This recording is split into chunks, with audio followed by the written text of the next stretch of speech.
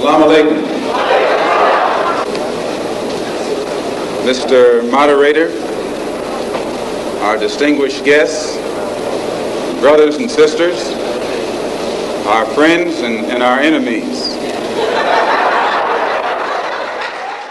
You can't make this stuff up. And we are not even like 15 minutes into this thing yet. And look at all the material we're getting. Look at this. President Donald Trump and the Justice Department have shuttered the first nationwide database tracking misconduct by federal police at the DOJ, confirmed the Washington Post on Thursday.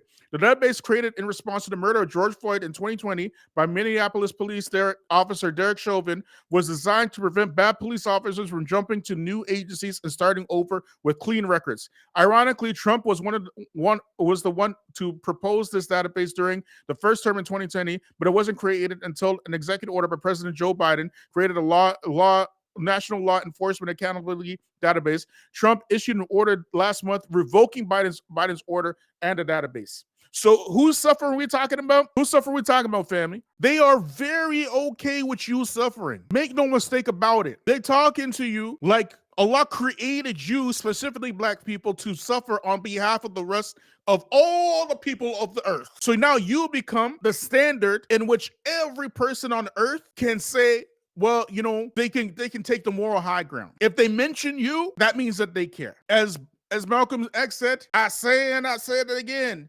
you've been had, you've been hoodwinked, you've been bamboozled, run amok, tricked.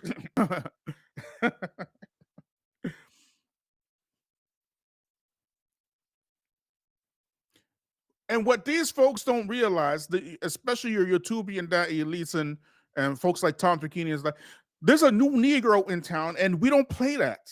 As a matter of fact, we're not playing that. We haven't been playing that. There's a new type of thinking amongst black folk where we are thinking for ourselves. We're thinking for the benefit of ourselves because we see how you guys move and you see how you guys work. And every single time you want something for yourself, you come first and we come last. Even though we got here first and we're always the last to get anything for ourselves. But, you know, black people are such good-hearted people. You know, we help. We fight for Palestine. We fight for Syria. We fight for Kashmir. You always in the front lines for everybody else's cause every single time. But when it comes down to us, well, we get it. We understand the African Americans and the Hispanics. We understand it, but we know sometimes we gotta suffer a little bit more to get the long-term benefit. Speak on your behalf, because the reality is they do not see you as a part of the larger Muslim community, and they have never seen you like that. It is you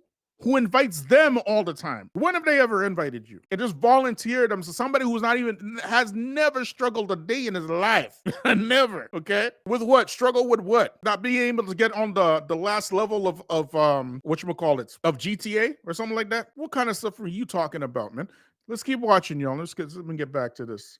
And we're not even, I'm not sure how long we're going to go. We actually, you know what? We might go all night with this one. If y'all got time, I got time. And as a matter of fact, let me just start putting the link if anybody else want to join me right now, because we haven't even reached 15 minutes yet. And look at all of this stuff. Some crazy, crazy stuff. Right? But look at here, family. 1 second, y'all. Absolutely insane stuff. Let's keep watching, y'all. Expectations. And that's like part of the thing. Like some people, America, for some people, not for most people, but for some people, is a very luxurious place. It's a very comfortable place. And so sometimes that can lull you into a place of false security where you're not prepared to sacrifice or suffer. And then anybody even comes in and says a harmful word to you. And you're like, oh, this is a microaggression. This is terrible. This is like the worst thing. It's not the worst thing. Has anybody suffered in America, for America, with America more than black people? This is so insane. I can't believe he's talking like this. But, there was a Supreme Court case in 1857. There's one of the first, if not the first, if I can't remember. I can't remember if it's the first or one of the first Supreme Court cases in U.S. history. Right? It was called the Dred Scott versus Sanford case. Okay. Now, Dred Scott was a free black man who was re-enslaved in Illinois. And he went to the Supreme Court to fight for him and his wife's their freedom. Because Illinois, slavery was illegal. Illinois is one of these northern states, right? We did a whole video on this anyways, but we're doing the short version because we want new immigrants to understand this, okay? So Dred Scott went to the Supreme Court saying, that essentially his enslavers, what they're doing is illegal. I'm in Illinois. I'm a free man. They cannot re-enslave me. And you know what the Supreme Court did? You know what they ruled?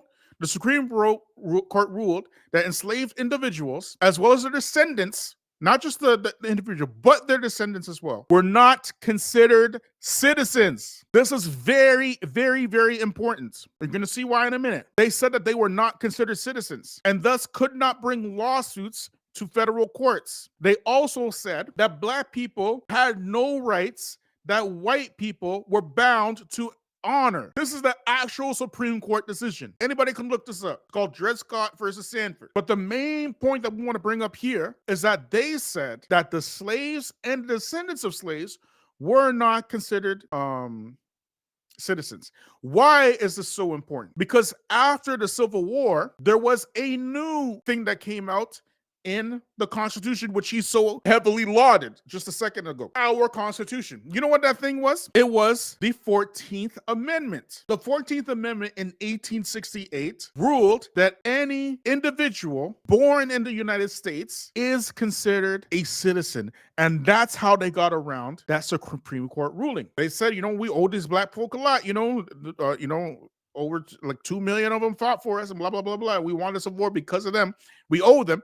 The 13th, 14th, and I think the 15th Amendments, they were in response to things that happened during slavery time. Okay. This is one of the rulings. That amendment, that same rule that they said, is what allows folks like Tom Fekini to be a U.S. citizen, and this brother who is doing the interview to be a U.S. citizen. It's because of Black people. That same ruling or that same amendment that is in the Constitution, Donald Trump, in which he is so happy that he won, signed an executive order trying to overturn the 14th Amendment. You can't make this crap up. But here's the funny thing. A lot of y'all immigrants, you have nothing invested in the West at all except for sending money back home to your countries. You have no skin and no blood, and you're not loyal to the West at all. When you get deported, you get deported back to your country with a huge bag and stuff. There ain't nowhere for us to go.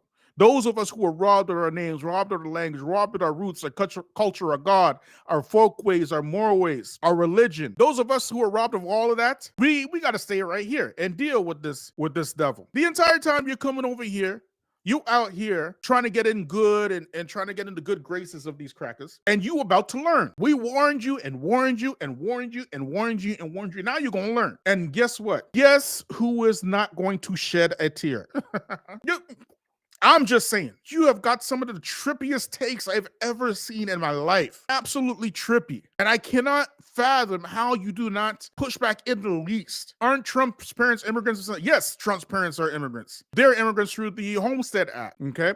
And Italians weren't even considered white people, I believe, until sometime after the Homestead Act as well. That's how the demographics of the U.S. changed. Same thing with Canada. The demographics changed because of these laws that they put in. They gave away millions and millions and millions of acres of land for free, united behind whiteness, while having the nerve to turn around and tell Black people, "Oh, you'll pick yourself up by your bootstraps." This is how they talking about us. Look how they talking about us, bro. There's no way I can be the only one that's seeing this. And we start with Husnul done.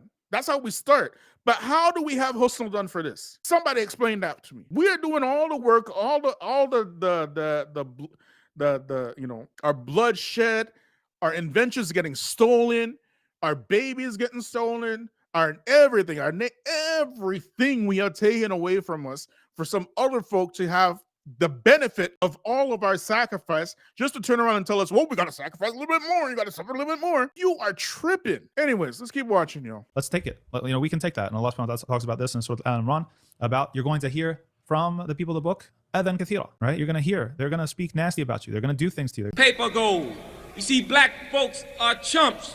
If America were to tell you to bring all the rocks in this country to her, and she'll give you $1 million for it, you'll do it. And the next day she'll tell you, we're using rocks for currencies, chump.